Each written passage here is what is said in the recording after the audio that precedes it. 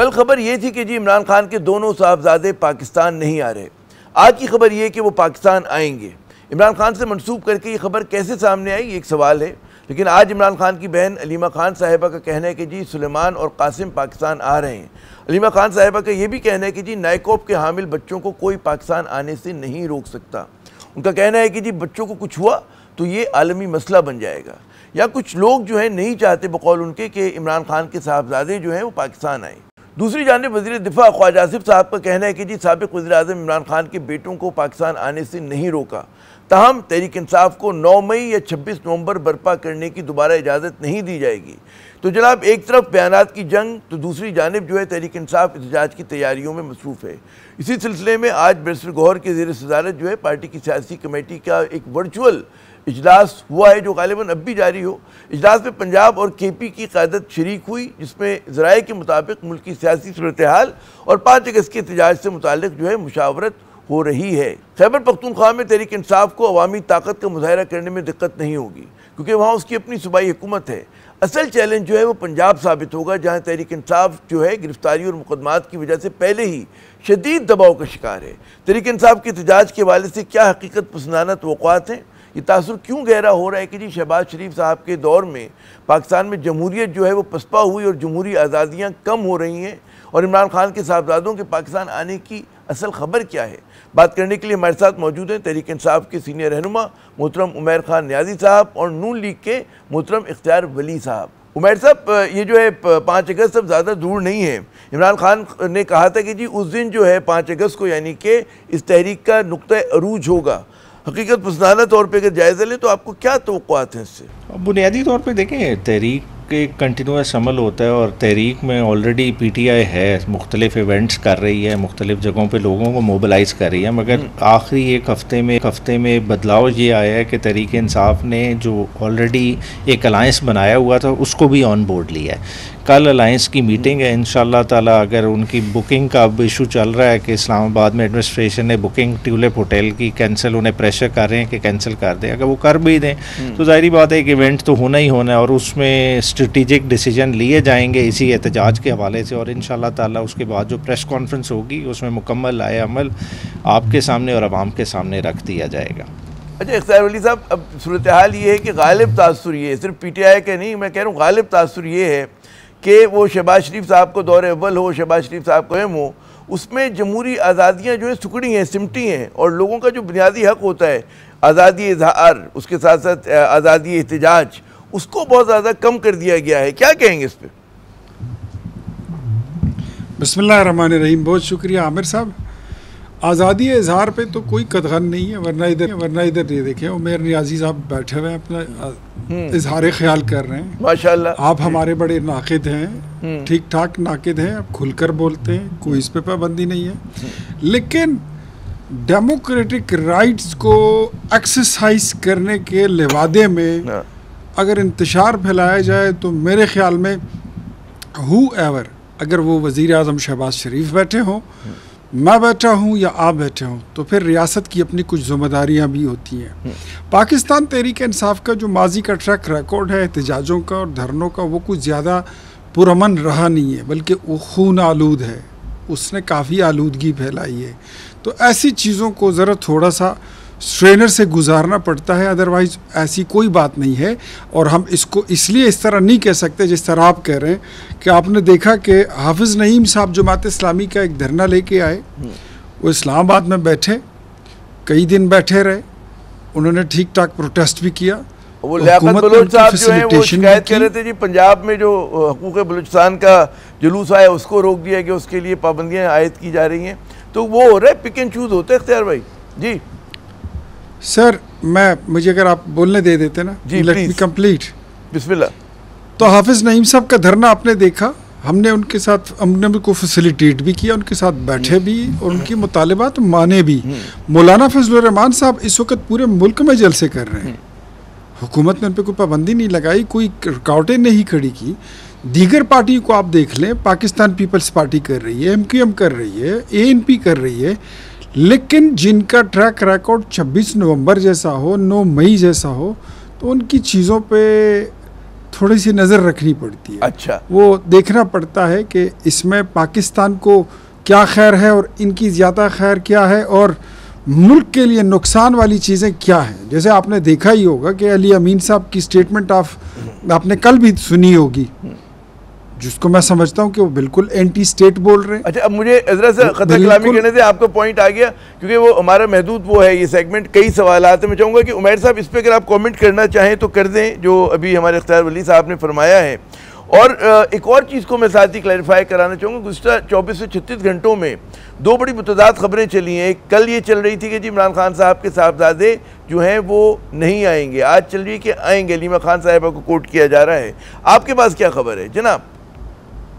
अच्छा, बुनियादी तौर पे जो कल खबर चली उसका तो सर पैर ही नहीं था। देखें, खुद से अपने जो ज़रायों से चला दी कि जी मना कर दिया गया, और फिर हमारे सेक्रेटरी इत्तलात को फौरी उस पर रिस्पॉन्ड करना पड़ा और कहा कि बेटों ने बाप को मिलने आना है और वो ज़रूर आएंगे। और आपने खुद देखा वो इंटरव्यूज़ भी दे रहे हैं, आज उनका इंटरव्यू बड़ा वायरल हुआ है। वो इसी लिहाज से बात कर रहे हैं कि अपने वालिद की जो प्लाइट है उसको हर जगह वो हाईलाइट कर रहे हैं और करते रहेंगे। साथ जो इख्तियार भाई बात कर रहे थे, देखें सिलेक्टिव राइट्स नहीं दिए जाते। देखें, आप कहें कि जी फ़लाँ जमात कर रही है, देखें आज भी मंसूरा के बाहर पुलिस डिप्यूटेड है, आप उन्हें महंगाई पे नहीं बात करने दे रहे थे कि जो करप्शन को हाईलाइट करने की कोशिश करे, चीनी का स्कैंडल हो, दूसरे तीसरे हो, आप उनसे तवज्जो हटाने के लिए आप हर हरबा इस्तेमाल कर रहे हैं।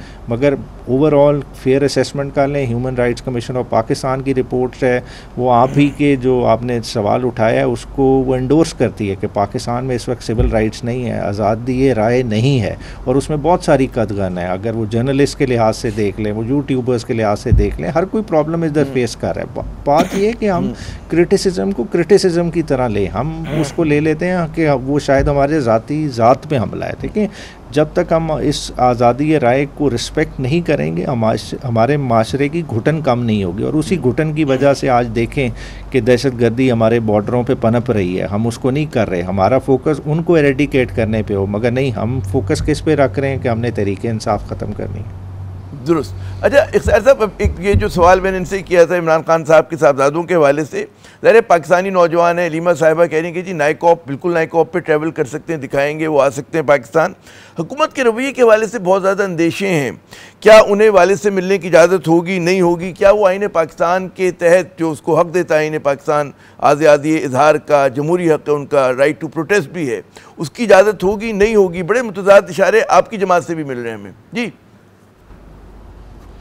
देखें आमिर साहब, मैं तो आपने देखा भी होगा, सुना भी होगा, मैंने तो खुला ऐलान किया है कि उनको आने दें। मैं खुशामदीद कहता हूँ, उनको खाना भी भेजूंगा, मैंने अपनी तरफ से उनको पिज़्ज़ा भी भिजवाना है, बर्गर भी भिजवाऊंगा। अपने वालिद से मिलना चाहते हैं, ज़रूर जितनी फैसिलिटेशन कर सकते हैं वो भी करेंगे। But the only request is from Qasim and Suleman कि वो 26 नवंबर और 9 मई जैसी वारदातों का हिस्सा ना बने तो बेहतर है। हम समझते हैं कि बच्चे सबके साझे होते हैं और बच्चों को बच्चे ही रहने दें। अपनी सियासत का हिस्सा अगर आप बनाना चाहते हैं तो ज़रूर बनाइए, लेकिन कम से कम गंदी सियासत का हिस्सा ना बनाएं, उनका कांदा जो है इस्तेमाल ना करें तो बेहतर होगा। वो बरतानवी शहरी हैं। और दूसरा, मैं आमिर साहब अगर आपसे पूछूं तो आप शायद मुझसे ज़्यादा अपडेट हों, तो मुझे बताइए क्या अभी तक उन्होंने पाकिस्तान आने के लिए वीज़ा अप्लाई किया है? मेरे इन्फॉर्मेशन के मुताबिक अभी तक नहीं किया। अगर नाइकॉप होगा तो अगर नाइकॉप है आपके पास, आप पाकिस्तान मतलब पाकिस्तानी वालिद के वो हैं साहबजादे, तो आ सकते हैं, उनका तो राइट है। नाइकॉप दिखाएंगे आप, जो आप फॉरेन रेजिडेंट्स को देते हैं, और they can just walk in, उनको पासपोर्ट की और वीज़े की ज़रूरत नहीं है। आए, बिल्कुल आए, बिल्कुल आए, लेकिन मेरी ये उनसे दरख्वास्त ही होगी कि वो उस तरफ ना जाएं जिस तरफ, जहाँ पर फिर लॉ ऑफ द लैंड जो है वो फिर हरकत में आता है। हम नहीं चाहते कि जो हमारी मरियम के साथ हुआ, नहीं चाहते कि जो हमारी कुलसूम नवाज़ के साथ हुआ, नहीं चाहते कि जो हमारे हमज़ा के साथ हुआ या हमारे दीगर रहनुमाओं के बच्चों के साथ हुआ वो इमरान खान के बच्चों के साथ भी हो। तो हमारी उनसे यही दरख्वास्त होगी कि वो आते हैं तो ज़रूर आएँ। लेकिन ये इन सारी, मैं PTI वालों से एक बात मैं बता दूं कि कासिम और सुलेमान को बुलाना और उनसे तहरीकों को लीड करवाना ये इमरान खान का अपनी पार्टी की तमाम क़ियादत, अपोजिशन लीडर, पार्लिमानी लीडर, पार्टी के चेयरमैन, जनरल सेक्रेटरी, वज़ीर आला, केपी और तमाम जितने इनके स्टालवर्ड्स हैं उन सब पर एक अदम एतमाद है। तो हम लोग किसी खाते में नहीं हो, तुमसे तहरीक नहीं चलती। दोनों आपकी नुकात आगे, मुझे इजाज़त दें। उमैर साहब ये दो बातें कही, तो उन्होंने कहा बार बार ये 9 मई और 26 नवंबर का हवाले देना। खैर 9 मई के तो अलग हालात थे, 26 नवंबर के हवाले से आप कुछ बात करना चाहें? दूसरा ये कि ये जो कह रहे हैं कि जी अदम एतमाद होगा, बहुत सारे जो गैर जानिबदार सहाफ़ी तज्ज़ियाकार हैं वो भी यही कह रहे हैं कि जी अगर इमरान खान के साहबजादों को आके मतलब है सियासत करनी पड़े और तहरीक को लीड करना पड़े, तो जो आपकी इस वक्त की आज़ाद क़यादत है उसकी नाकामी है। जी देखिए, उसमें ऑलरेडी इमरान खान साहब कैटेगोरिकली कह रहे हैं कि इनके लिए जो इस वक्त हुक्मरान है इनके लिए बाप ही काफ़ी है। तो जब बाप एक्टिव पॉलिटिक्स कर रहे हैं तो बच्चों की जो है ना वो ज़रूरत नहीं है। देखें ना, आप बच्चों को उस तरह से कोई इस्तेमाल करने की बात कर रहे हैं। देखें, एक पॉलिटिकल तहरीक है, उसके पूरे अपने खदो खाल हैं, इमरान खान के अपने स्टॉलवर्ड्स हैं, वो इस चीज़ को भरपूर तरीके से लीड कर लेंगे। जहाँ तक आपने 26 नवंबर का सवाल किया, देखें 26 नवंबर एक बहुत ही तारीख दिन है, उसको पूरी तरह से इंक्वायर होना चाहिए। उस दिन जो देखें, ये कोई जो है ना बाजोड़ में नहीं खून बहा, ये खून बहा है इस्लामाबाद की गलियों पे और आपके निहत्ते पाकिस्तानियों का बहा है, तो वो उसको इंक्वायर होना चाहिए। अगर देखें हमने लाठी गोली से ही सरकार चलानी है तो ये मामला हमें किस तरफ लेके जा रहा है। देखें, खुदारा हमें होश के नाखून लेने चाहिए। इख्तियार वली भाई ने बड़ा सुथरा कहा कि हम नहीं चाहते कि जो मरियम बीबी के साथ हुआ है, जो कलसूम नवाज़ के साथ हुआ है, वो इमरान खान के बेटों के साथ हो। मतलब फिर इसमें खुद इन इट सेल्फ एक एडमिशन मौजूद है कि उनके साथ उस वक्त के हुक्मरानों ने ज़्यादती की, तो आज हम फिर उसी रविश को बरकरार रखना चाहते हैं। मतलब ये चीज़ तो देखने वाली है। अगर इसी रविश में हम इस मुल्क को चलाएंगे तो हम अपने 25 करोड़ पाकिस्तानियों के लिए कैसा पाकिस्तान छोड़ना चाहते हैं। जी, बड़ा अहम नुकता उठाया। और खैर साहब इस पर भी कमेंट करें कि जब हम देखते हैं पीटीआई जलसा जुलूस करती है तो वफाक हुकूमत खुद जो है सड़कें खोद देती है, कंटेनर्स लगा देती है, तो वो लगता है कि मतलब है सड़कें बंद करना, बाजार बंद करना, उसमें बड़ी जिम्मेदारी आप लोगों की भी होती है, हुक्मरानों की भी होती है जनाब। नहीं, देखिए वो तो खैर एक स्ट्रेटजी होती है। हाँ। हुकूमत ने ये भी देखना होता है कि लोगों को भी आने जाने में मुश्किलात ना हो। हुकूमत ने ये भी देखना होता है वो तो बंद हो जाती है, कोई धमाका ना हो। हुकूमत ने, मैं कह रहा हूँ, तो बंद हो जाता है। ये भी देखना होता है कि इनकी रैलियों को भी कोई नुकसान ना पहुँचे। इनकी अपनी रैलियों में महाजर कैंप से अफ़गान महाजरीन भी इनके साथ शामिल होते हैं, असला समेत आते हैं, तो उन सारी चीज़ों को इंश्योर करना पड़ता है। इधर अगर हम थोड़ा सा इस पे हाथ रखते हैं, थोड़ा सा इनको छाननी से गुजारते हैं, उधर फिर आमिर ज़िया साहब सवाल उठाना शुरू कर देते हैं कि क्या इस मुल्क में जमहूरियत नहीं है, क्या इस मुल्क में जो है तो आज़ादी इजहार पे कदगन लग गई है, अपने एहतजाज करने के लिए सियासी तौर पर उसकी इजाज़त नहीं है, कैसी जमहूरियत है। फिर ये सवाल आप उठाना शुरू कर देते हैं। तो आप क्या करें? एक तरफ आपने रियासती रेट को भी बरकरार रखना होता है, दूसरी तरफ आपने पब्लिक को भी प्रोटेक्टेड रखना पड़ता है, और तीसरी तरफ आपने ये जो प्रोटेस्टर्स हैं इनको, डिमॉन्स्ट्रेटर्स को, इनको भी प्रोटेक्शन देनी होती है। तो उसके लिए फिर मेजर उठाना पड़ते हैं। फिर वो सिविल ब्यूरोक्रेसी और अपने पॉलिटिशियन वो सारे मिल बैठकर एक तरीक़ेकार बनाते हैं। तो मेरी तो राय है, बल्कि मैं आपसे गुजारिश करूंगा आप ज़रूर हमारे साथ बैठिए, हम आपकी इनपुट लेंगे कि वो चीज़ मतलब कौन सा ऐसा कोई सेफेस्ट वे बन सकता है जिससे कम से कम वो और आप लोग बैठ के करें। हम सहाफ़ी लोग तो कोई भी हुकूमत तो सवाल ज़रूर करेंगे। मैं न्याज़ी साहब, पार्टी में इख्तलाफात हैं, ख़बरें यही हैं, एक दूसरे पे अदम एतमाद भी है, ये भी लोग कहते हैं। फिर इन हालात में जो आप लोग तहरीक चलाने की बात कर रहे हैं और कहते हैं कि जिसको नुक्ता इंतहा पे पहुंचाएंगे 5 अगस्त को, कैसे मुमकिन होगा प्रैक्टिकली जनाब? देखिए, कौन सी पार्टी में इख्तलाफात नहीं होते, हर पार्टी में इख्तलाफात हैं। बस ये पीटीआई में है कि ज़रा जमहूरी ज़्यादा है तो उस वजह से इख्तलाफात जल्दी बाहर आ जाते हैं। वरना आप देखें, मुझे आप हल्के के नाम लेते जाएं, मैं आपको वहाँ नून लीग के इख्तलाफात बताता जाऊँगा, वो तो मौजूद है। मगर बात ये है कि जो तहरीक है उसकी तरफ पूरी जमात का फोकस है। सब चाहते हैं कि जो जिस तरह का इस वक्त पाकिस्तान की अदलिया का खदो खाल हो गया है वो तब्दील होना चाहिए। साथ ही साथ 8 फरवरी के इलेक्शन जो हुआ, जिस तरह से हुआ, जिस तरह से मैंडेट की आवाम की तौहीन की गई, वो नहीं होना चाहिए। तो इस चीज़ के लिए तगोदो करते रहेंगे, चाहे उसके लिए मुख्तलिफ हमें डिस्क्वालिफिकेशन की सूरत में कीमत अदा करनी पड़े, वो हम अदा करते रहेंगे। दुरुस्त। अच्छा, मुझे आखिरी सवाल मेरा इस सेगमेंट का, इख्तियार वली साहब, कहा यह जा रहा है कि जी एहतजाजी तहरीक के नताइज से कतई नज़र वो मौसर होती है, गैर मौसर होती है, इस पर जो है पाकिस्तान की हुकूमत और ज़ाहिर हिज़्ब इख्तिलाफ के दरमियान जो है किसी किस्म का समझौता बहुत ज़रूरी है ताकि पाकिस्तान की सियासत में तवाज़ुन आ सके और ये जो हर वक्त अदम इस्तेहकाम का, लड़ाई झगड़े का तासुर होता है वो ख़त्म। देखिए, कोई ऐसी जमात नहीं है जिसके साथ मुस्लिम लीग नून का या उसका मुस्लिम लीग नून के साथ या किसी दूसरी जमात के साथ इख्तिलाफ ना रहा। सब लोग जो है अपने अपने नज़रिए के मालिक हैं। लेकिन ये वाहिद जमात है पाकिस्तान तहरीक इंसाफ के, इसके साथ बैठना बात करना मुश्किल नहीं बल्कि नामुमकिन हो चुका है।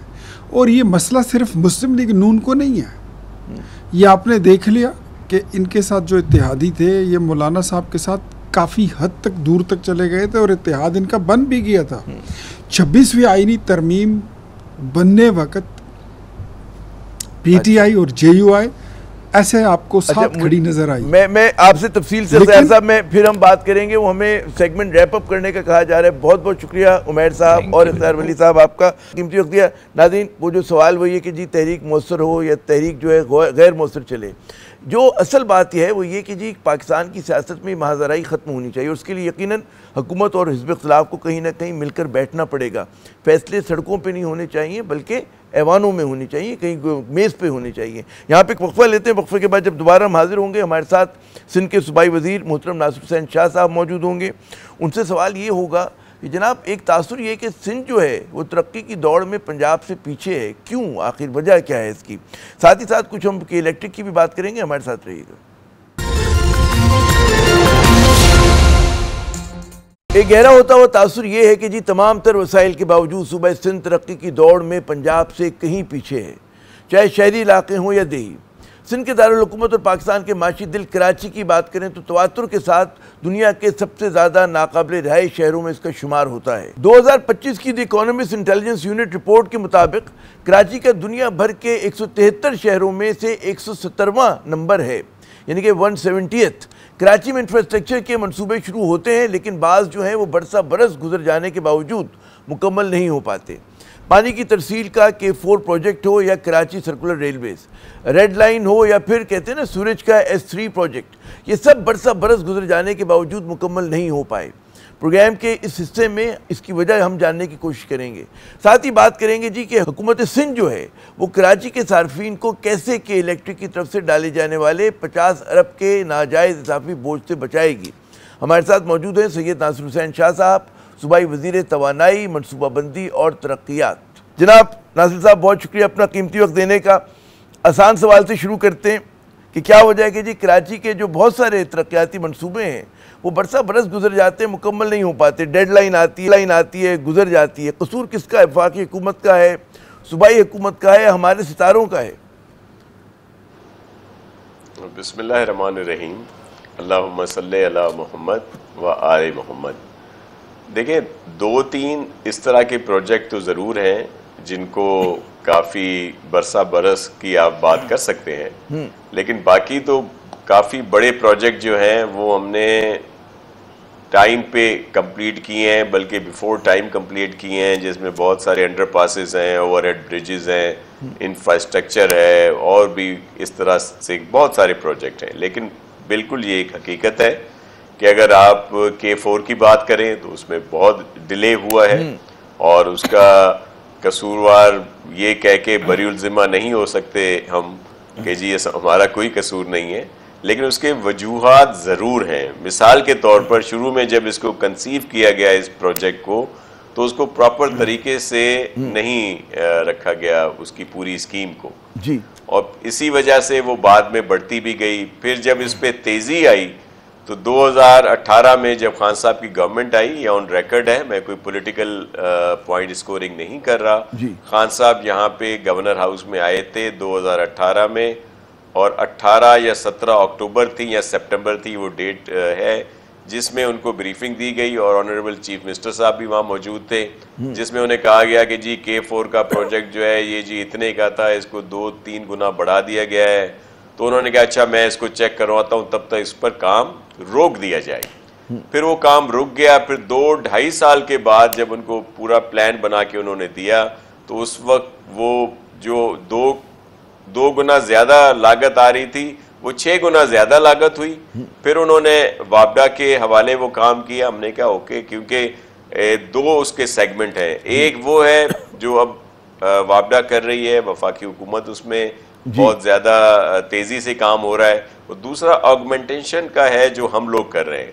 तो दोनों पे हम पूरी कोशिश कर रहे हैं कि वो काम हो। मैं अभी कुछ दिन पहले ही वफाकी वज़ीर साहब आए थे, वट्टू साहब, वो खुद गए, मैं भी उनके साथ था।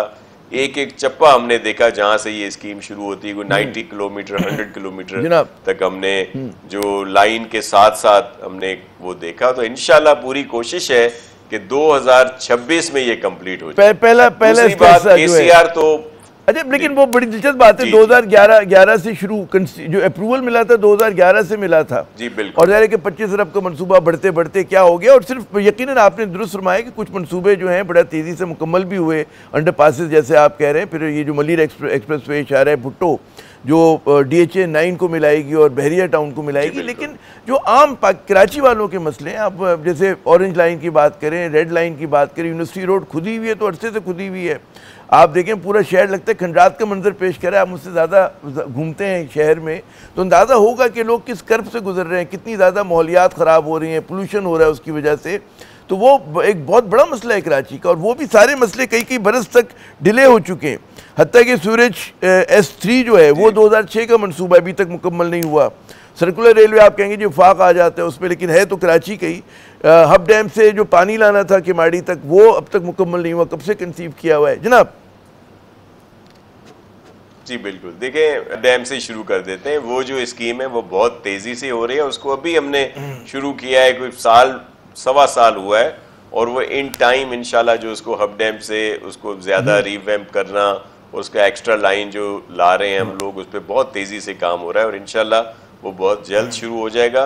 बिल्कुल आप सही कह रहे हैं कि केसीआर जो है वो इस वक्त समझें कि ना होने के बराबर है, उस पर कोई काम शुरू नहीं हुआ। उसकी बहुत सारी वजूहात हैं। पहले जायका की रिपोर्ट थी, फिर CPEC के उसमें आ गया था, लेकिन वो भी फिर तातुल का शिकार हो गया।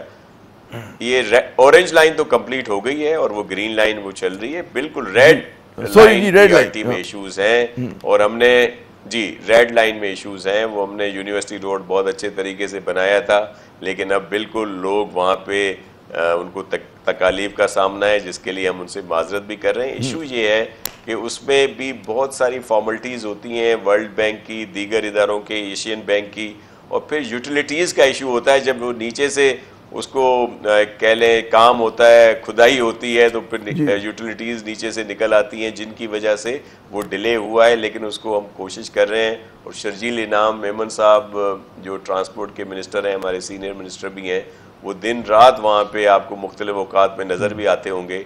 और हालिया दिनों में वर्ल्ड बैंक का जो वफद आया था, उनको भी वो वहाँ लेके गए, और जो हर्डल्स हमें आ रही थी सामने, उसके लिए उनके वर्ल्ड बैंक के उन्होंने हेड ने प्रॉमिस किया कि वो उनको दूर करेंगे ताकि ये प्रोजेक्ट जल्दी मुकम्मल हो सके। तो बिल्कुल ये इश्यूज हैं, लेकिन मैं ये कह रहा हूँ, एक जो तासुर दिया जा रहा है कि कोई काम नहीं हो रहा सिंध में, तो वो गलत है। और उसकी वजह क्या है? नहीं, इतना बड़ा सूबा कुछ ना कुछ तो हो रहा होगा। मैं सिर्फ कतई कलामी यूं कर रहा हूँ, बिल्कुल आप कह रहे हैं कुछ ना कुछ काम हो रहा है, लेकिन जब हम मुआवजा करते हैं, जैसे मैं कहता हूँ ना कि आपको कैसा लगता है जब लाहौर और कराची का मुआवजा होता है और लाहौर का इंफ्रास्ट्रक्चर लोग कहते हैं बेहतर है।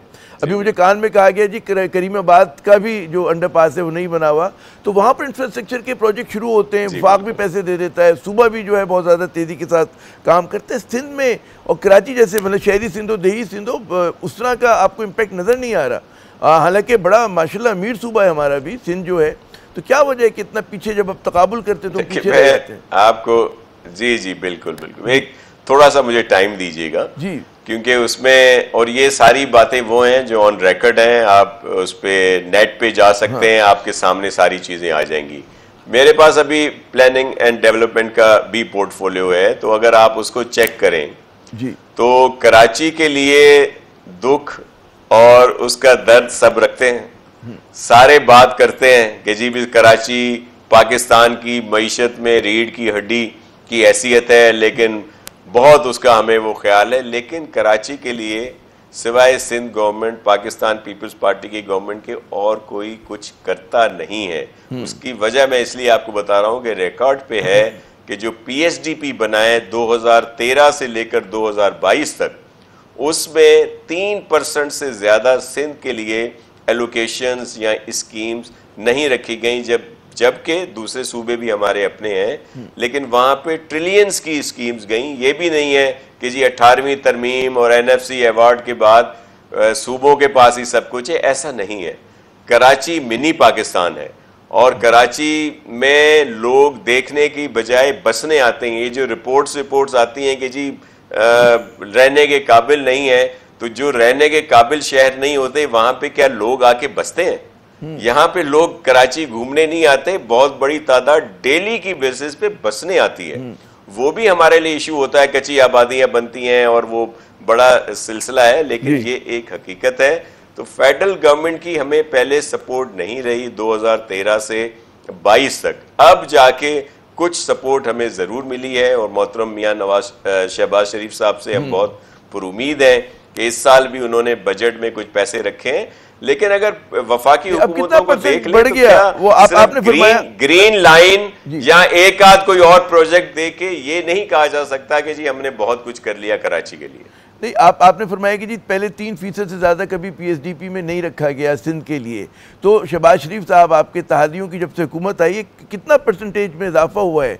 3% से बढ़कर कितना हो गया? वही मैं आपको अर्ज कर रहा हूँ कि पहली दफ़ा जब पीडीएम की गवर्नमेंट बनी उसमें इस चीज़ को हाईलाइट किया गया। तो प्राइम मिनिस्टर साहब ने वायदा किया, उस वक्त कुछ बजट रखा गया, फिर केयरटेकर गवर्नमेंट आई, फिर उसमें कटौतियाँ होती गई। इस दफ़ा इस बजट में हमें कुछ फंड्स ज़रूर मिले हैं। अगर आप उसको कंपेयर करें, हालांकि वो भी एक पीनट है, लेकिन अगर आप पिछले अदवार से 2013 से 22 तक उसको कंपेयर करें तो कुछ एक मून लाइट कह लें, एक रोशनी की किरण ज़रूर है कि इस दफ़ा हमें फर्स्ट टाइम को 86 बिलियन के करीब कोई स्कीम्स जो है पूरे सिंध के लिए मिली हैं, जिसमें ज़ाहिर है कुछ कराची के लिए भी हैं। तो कराची पर बहुत बड़ा हिस्सा जो है वो हम उस पे होता है, लेकिन वसाइल अपनी जगह पे हैं। और अगर आप ये पुराने लोग ये कहते हैं कि जी वसाइल से ज़्यादा पॉलिटिकल विल का भी मसला है और जिस तरह से एग्जीक्यूशन होता है उसका भी मसला है कि इस शहर की ओनरशिप कोई नहीं ले पा रहा। जिस तरह से लाहौर की ली जाती है, जब लाहौर और कराची का है, तो मैं याद है लाहौर एक ज़माने में कराची से कहीं तरक्की याफ्ता हुआ करता था, उस ज़माने में भी लोग आके बसा करते थे हमारे शहर में, लेकिन फिर भी यहाँ का इंफ्रास्ट्रक्चर ज़रा बेहतर होता था। अब तो बहुत ही ज़्यादा ज़बूहाली का शिकार है। तो ये जो एक इम्प्रेशन की मैं बात करूँ, उसकी यकीनन आपके पास वजह होगी, तो ज़रा बयान कीजिए। जी बिल्कुल, देखें काम करने की ज़रूरत है, बहुत सारी जगहों पे इंफ्रास्ट्रक्चर को बेहतर करने की ज़रूरत है, लेकिन काफ़ी इंफ्रास्ट्रक्चर बेहतर भी हुआ है। जहाँ पे आप भी रहते हैं, आप भी आते होंगे, यहाँ पे बहुत सारे ऐसे इलाके, ऐसे रोड, ऐसी जगहें जहाँ पे अगर थोड़ी सी भी बारिश होती थी तो दिनों तक वहाँ पे मोटरेबल नहीं होता था। उन बॉटल नेक्स को बेहतर किया गया है। अब बहुत जिस तरह इस वक्त आप देख लें कि जिस तरह की बारिशें होती हैं मामूल से ज़्यादा होती हैं, उसके बावजूद भी वहाँ पे बेहतरी देखी जाती है। थोड़ी तो खुदा का शुक्र है कि बारिश हुई नहीं कराची में। कराची में ज़्यादा बारिश हुई नहीं, लेकिन मैं मिसाल के तौर पे कह रहा हूँ कायद आज़म के मज़ार जो कि मरकज़ है कराची का, उसके अतराफ़ का कहते हैं ना उसके रेडियस देख लें 3-4 किलोमीटर का, तो वहाँ पर हर सड़क टूटी हुई है, हर जगह जो है धुआं उठ रहा है। ये तो आपका शहर का दिल है। उन इलाकों की हालत है। फिर वो लोग मजाक में कहते हैं जी कराची में टूटी हुई सड़कों के बीच में कहीं पे पुख्ता सड़क आ जाती है, तो ये भी एक हकीकत है जी। देखें, ज़रूर कहीं ना कहीं इस तरह की चीज़ें ज़रूर हैं, लेकिन हम सिर्फ ये कहते हैं कि जहाँ पे अगर कोई सड़क हमने बकौल लोगों के जो एक मिसपरसेप्शन है भूले से बना दी है, तो उसका जिक्र भी कर दिया करें तो थोड़ा सा हम भी खुश हो जाएंगे। ये जितने उसके करीबी तारिक रोड और खालिद बिन वलीद रोड जो रोड वहाँ पे आ रही है वो तो बहुत बेहतर है। वहाँ पे तो बहुत बुरा हाल होता था, वहाँ उसको बहुत बेहतर किया।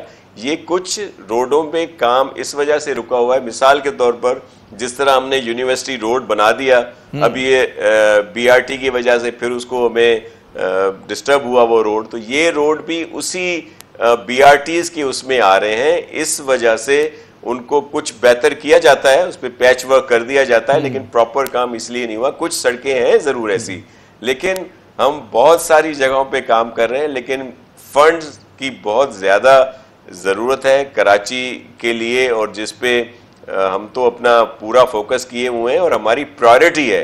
कराची हमारा दिल है, जिस तरह लाहौर लाहौर है, लाहौर भी हमारा दिल है, लेकिन कराची हमारा दिल है। और चेयरमैन बिलावल भुट्टो जरदारी साहब के विजन पे काम कर रहे हैं। वो दिल तो यकीनन हम सबका है, आपका भी है, मेरा भी है, हम सबका है, लेकिन इस दिल को जरा कुचला मसला बहुत जाता है। मैं एक और इशू की तरफ आ रहा हूँ आपके पास। कल आपने बड़ा FCCI के अंदर में पढ़ा था अखबार में, आपने वहाँ पे तकरीर की और वहाँ पे जो तवानाई का मसला है कराची का, उसके ऊपर आपने जो है बात की। उसमें आपने कहा जी कि ओवर बिलिंग की जो शिकायत है कि इलेक्ट्रिक के हवाले से आपने बात की। ये भी कहा कि जी कि इलेक्ट्रिक को जो है कम कीमत पे तवानाई मिल रही है। आपने प्रोजेक्ट्स के नाम लिए, किस तरह से इस चीज़ को यकीनी बनाएंगे? क्योंकि जो मैं शिकायतें सुन रहा हूँ पीपल्स पार्टी की जानिब से, MQM, जमात इस्लामी, तो ये क्यों नहीं एक इस कंपनी के साथ कोई एक कहते हैं ना कोई समझौता, कोई तरीक़ाकार क्यों नहीं उसका तयन हो पा रहा?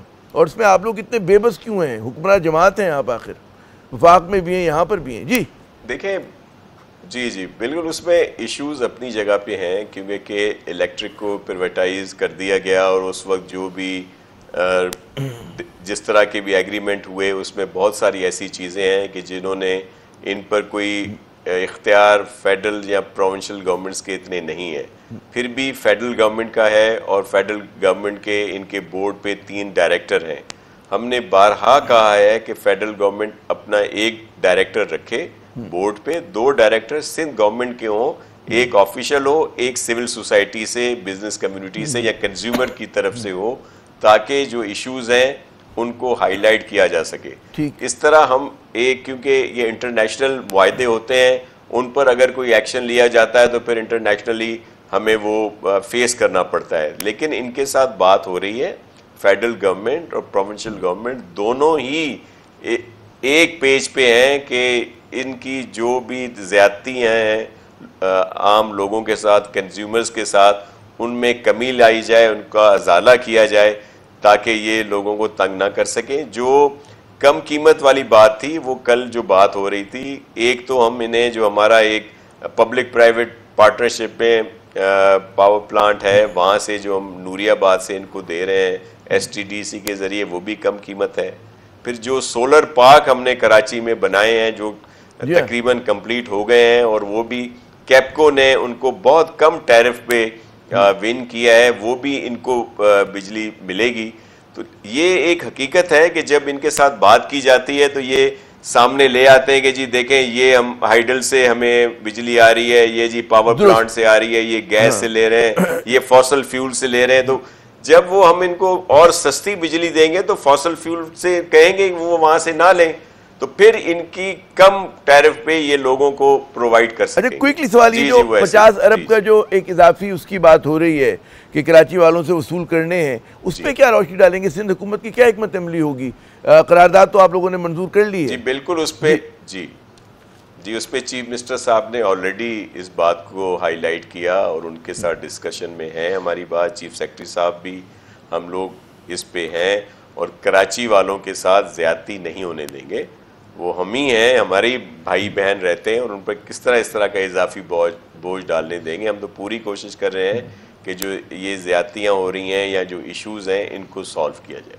बहुत बहुत शुक्रिया नासिर साहब, आपने अपना कीमती वक्त दिया। नाज़रीन, आपने गुफ्तगू सुनी सूबाई वज़ीर की कराची के तरक्याती मनसूबों के हवाले से भी और के इलेक्ट्रिक के जो इशूज़ हैं उसके हवाले से भी। यहाँ पे हम एक मुख्तसर वक्फा लेते हैं, हमारे साथ रहिए।